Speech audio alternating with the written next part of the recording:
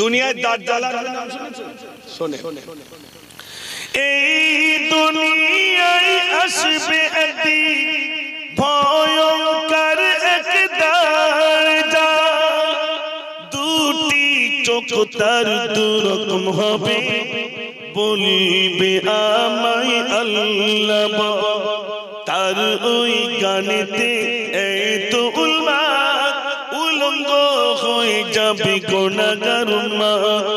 ইমানদার বান্দা যারা হবে কাফির বলতে বলতে তারা ছুটবে, মুজাফা তুই মানবি না, কপালে তার নিশানা, মানলে জান্নাত পাবি না, মৌতের পরে ওই সঙ্গে কেউ যাবে না।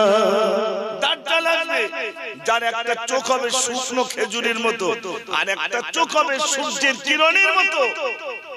সে যখন গান বলবে, মহিলারা যাদের শিশু বাচ্চাদেরকে দুধ খাওয়াবে, ওই বাচ্চাকে ফেলে ওর গান শোনার জন্য ছুটবে দাজ্জাল।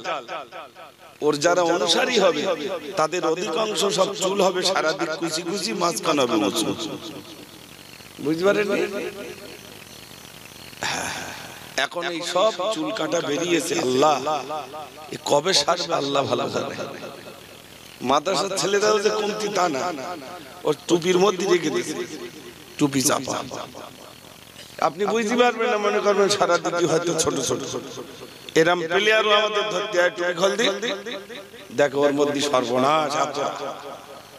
এবার মাছ যখন শুরু হয়ে যায় এক্ষুনি কেটে দিয়ে এক্ষুনি নেড়া হওয়া। বাপ এরকম শাসন করতে পারবে ভাই? হ্যাঁ না বলেন না? চুল কেটে আসছে চৌমাথার থেকে, বাপ দিব্যু মিলাদ শুনছিস, বল তুইও চল একটু মিলাদ শুনে আসি। কি কাজ হবে বলে?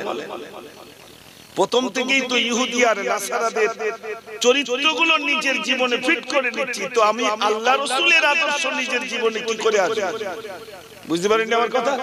প্যান্ট কিনেছে সেটা তো ছেঁড়া, এখানে ছেঁড়া, এখানে ছেঁড়া, এখানে ছেঁড়া, তার আবার দাম বেশি। এই প্যান্টটা কাদের কালচার? ইহুদি আর নাসারাদের। আমার রাসূলের আখলাক আর চরিত্র, এত মিলাদ শুনছি, এত মিলাদ শুনছি, একটা আদর্শ নাই, চরিত্র নাই, কিচ্ছু নাই। আমার ভাইরা, মিলাদ শুনিয়ে জন্য কাজ হচ্ছে না, কোন কাজ হচ্ছে না। উসমান ভাই ঠিকই বলেছে, হুজুরকা দুটো টাকা হচ্ছে, শুধু হুজুরির হচ্ছে না, প্যান্ডেল ওলারও একটু হচ্ছে নাকি? ওটার বাদ দিলেই হবে? প্যান্ডেল ওলার একটু হচ্ছে আর হুজুরকে একটু হচ্ছে। মনে রাখবেন, এই হুজুরকে একদিন আল্লাহ জিজ্ঞাসা করবে, ওয়ানাদা আসহাবুল জান্নাতি আসহাবান নার, জান্নাতীরা জাহান্নামীদেরকে দেখতে যাবে। জান্নাতে যখন চলে যাবে জাহান্নামীদেরকে দেখতে যাবে। জাহান্নামীদেরকে দেখতে যে আল্লাহর কাছে বলবেন, ওগো আল্লাহ জাহান্নামীদেরকে একটু দেখতে যাব। আল্লাহ বলবেন, যাও যাও জাহান্নামীদেরকে দেখতে যাও। জাহান্নামীদেরকে যখন দেখতে যাবে, গিয়ে দেখবে আমার মতো কত মুজাফফর জাহান্নামে দাঁড়িয়ে।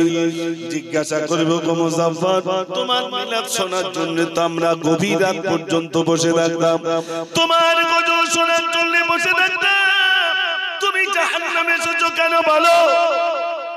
কারা জিজ্ঞেস করবে? জান্নাতীরা জিজ্ঞেস করবে, তুমি এখানে কেন? তোমার মিলাদ শোনার জন্য আমরা আসতাম, তোমার গজল শোনার জন্য আমরা আসতাম, তুমি কিসের জন্য জাহান্নামে এসেছো বলো? সেদিন মুজাফফর বলবে, আমি টাকার জ্বালায় মিলাদ করে বেড়াতে। কিসের জন্য? তাহলে এতে তো আমার বলি লাভ নেই, আমার ব্যবস্থা দিয়ে দেবে।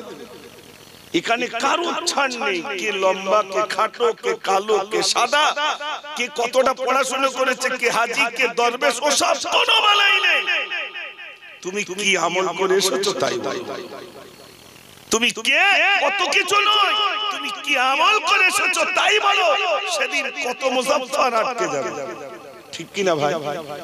আল্লাহর কাছে ও সব কিছু নয়, কে সাদা জামা পরেছে, কে কালো জামা পরেছে, কে দাড়ি রেখেছে, কে দাড়ি রাখেনি, ও সব কিছু নয়, কি আমল করে এসেছো বলো, এটাই কইতে হবে।